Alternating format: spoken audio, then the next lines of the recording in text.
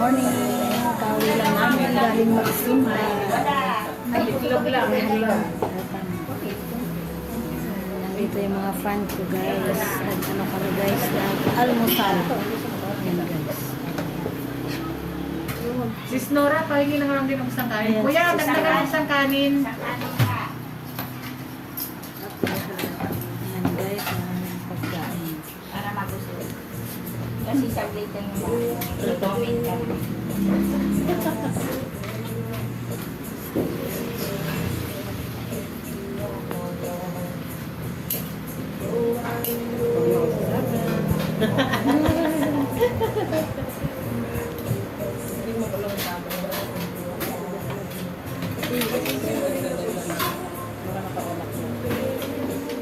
Ayun o, buntis pa rin siya. Ito siya nakakaanak.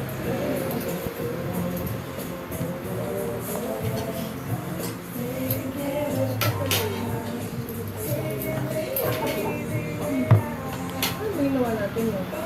Thank you, sis.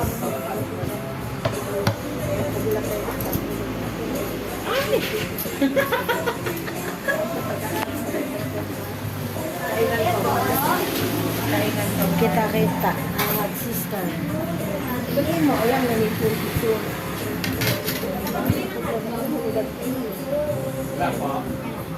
Ba't ikaw, sis Nora, hindi ka nagkanin? Namumuli. Diet daw kami. Wow. Sabi na eh. Hindi kaya?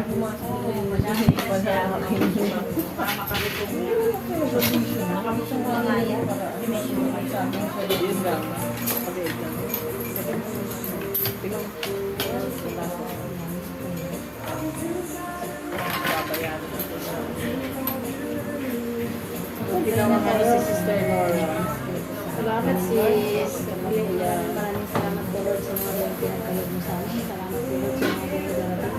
Salamat Lord sa panibagong araw at salamat po Lord sa iyong mga biyaya. Lord, i-bless mo ang pagkain ito. Gamitin mo ang instrumento Lord. Lahat ng mga kain Lord na may karamdaman, bigyan niyo po ng hinalang kagalingan. At bigyan niyo rin po kami Panginoon ng biyayang sisigpilig na umaapaw at si Sister Joan pagpalain mo kanyang anak boy.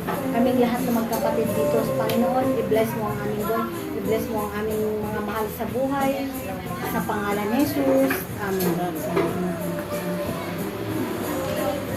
Mahalat ba? Ano to? Baka mahalat. May baon ka dyan. Ay. Okay. Okay lang sa'yo. Ayaw mo na eh.